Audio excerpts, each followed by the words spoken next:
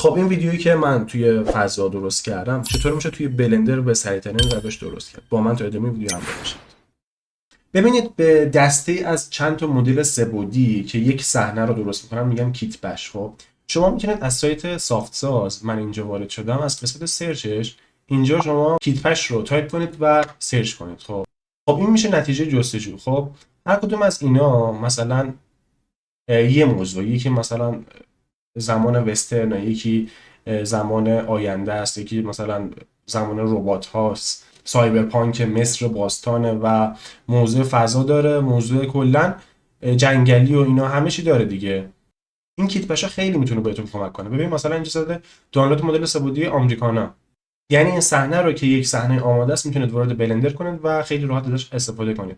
یا مثلا این یکی مربوط میشه به چی؟ دیزل پانک. خب موضوعات مختلف، سایبرپانک داره و مثلا شهری که برای زمان آینده است. ببین مثلا من روی یکیش کلیک میکنم و اینم ساختموناشه. خب اینا رو شما میتونید راحت وارد بلندر کنید و ازش استفاده کنید.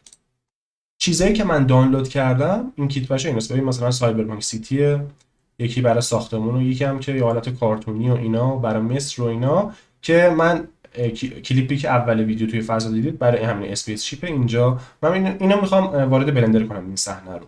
خب نحوه وارد کردنش رو شما از قسمت فایل میرید اینجا و ایمپورت، فرمتش حالا هر چی که هست برای من FBX. خب معمولا همون شما کیت بش رو که دانلود کنید با همین فرمته و از قسمت کیت بش میام پایین و اسپیس کو ناش اسپیس شیپ روی این میزنم و ثبت میکنم. این یه خورده ممکنه زمان ببره چون که سنگین، یه صحنه هستش که پر از پلیگون و کلا حجم زیادی داره. خب صحنه وارد بلندر شد. من اینو خب می‌بینید که خیلی هم بزرگه. خب اینم که برای لینکیه که ببینید مثلا من اگه روی این من کلیک بکنم اون اورجین پوینته خب روی این مرکز ثقل اینجا وجود نداره. برای این کار من مثلا میتونم این تیر کرسر رو بیارم دقیقاً روی هر کدوم از این آبجکت ها که جلوتر بهتون الان توضیح میدم. خب من این کیوب اینجا رو حذفش کنم.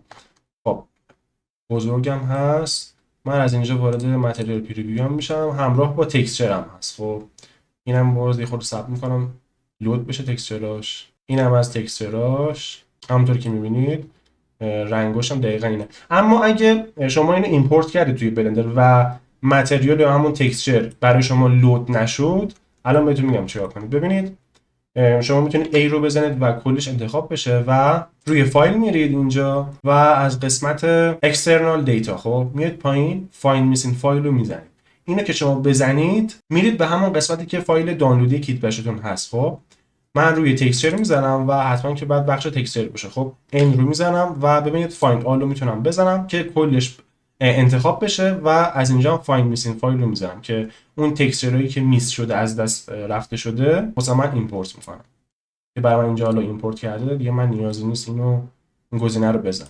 خب یه مشکلی که این داره، ببینید الان من بهتون گفتم که این مرکز ثقلش الان اینجاست. خب یعنی من اگه بخوام اینو روتیت بدم و بچرخونم میبینید اینجوری برای من از این محور وسطیه میره. خب برای حل این مشکل شما روی کل این صحنه‌تون شما کلیک میکنید و از این قسمت آبجکت و set اورجین تو جیومتری رو میزنید.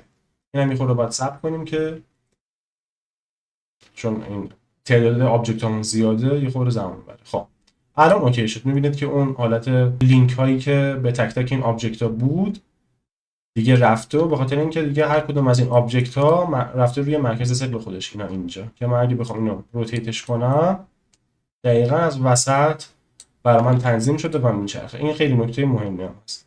بخواید کوچیکش هم کنید کل آبجکت ها رو شما انتخاب میکنید و اس رو میزنید و اینو کوچیک میکنید. اون کلیپی که اول ویدیو دیدید دقیقاً با همین کیت بشه ساختم با یه مدل سه‌بعدی فضانورد و یه خورم انیمیت اینا دیگه بهشون کی فریم میدم و با حرکت دوربین. یعنی یه چیز خاصی هم نداره و اون سیاره زمین هم آموزشش رو توی همین کانالم گذاشتم. حالا لینکش رو میذارم توی قسمت دیسکریپشن. برای ساخت سیاره زمین هم میتونید وارد لینکش بشید و آموزشش رو تماشا کنید. خب من الان اینجا میتونم از قسمت HDRI اینجا بهش یه environment texture وارد کنم. من میرم روی اسپیس. اینو من یادم نیست دقیقاً. اسپیس هم دارم ولی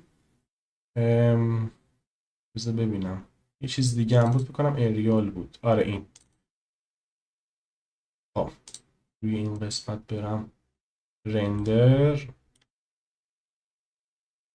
آره یه همچین اشتیارهایی میتونم وارد صحنه کنم و این قسمت مثلا میشه قسمت ایستگاه فضایی که بالای جو زمینه و دوربینم هم از اینجا میتونم تنظیم کنم. فقط اینکه اینجا توی تنظیمات دوربین اینجا اندش رو بچه اینا من قبلا توضیح دادم و ببین الان اینجا دلیل این که ببین بقیه این آبجکت ها رو نشون نمیده. ببین الان من صفر رو که میذارم روی کیبورد به خاطر اینه که این توی تنظیمات دوربین اندش روی 100 متره، یعنی تا 100 متر رو بیشتر دیگه نشون نمیده. من اینو افزایشش میدم مثلا به 10,000 تا. خب ببین الان برای من اوکیش میکنه.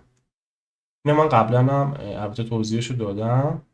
از اینجا شما میتونید دوربینتون رو تنظیم کنید و تنظیمات مربوط به دوربین هم من آموزشش رو کامل گذاشتم، نحوه فول و فوکوسش رو و انیمیشن دوربین. شما همون رو میتونید روی همینجا اعمالش کنید و یه صحنه خیلی قشنگی رو درست کنید. خب من هدفم این بود که توی این پارت همین نحوه ایمپورت کردن همین کیت بشا و مدل‌های سه‌بعدی رو بهتون آموزشش رو بذارم و اینکه شما میتونید از همون سایت سافت ساز دانلود کنید و خیلی کمکتون میکنه. یعنی قشنگ توی سرعت کارتون خیلی میتونه براتون مفید باشه. خب کلا خیلی از بچه‌ها پرسیدن که مدل سه‌بعدی و نمیدونم همین کیت بشا یا دسته‌ای از همین صحنه‌های سه‌بعدی رو از کجا میشه دانلود کرد و چطوری میشه وارد کرد و مثلا بعضی میگفتن که تکسچرها میپرن و اینا چجوری میشه واردشون کرد. شما خیلی راحت با همون روشی که گفتم از وسط فایل از اینجا اکسترنال دیتا روی فایل میسین فایل که بزنید شما میتونید اون تکسچر رو بازگردانی انجام بدید. خب و برای دیدن تکسچرهای هر کدوم از این آبجکت ها هم میتونید روش بزنید. حالا من اینجا یه پنجره اینجا باز کردم. از قسمت شیدینگ هم شما میتونید از این قسمت مدیریتش کنید. خب میتونید ببینید و تنظیمش کنید. خب لایک و کامنت و ساب یادتون نره و تا یه ویدیو دیگه میبینم.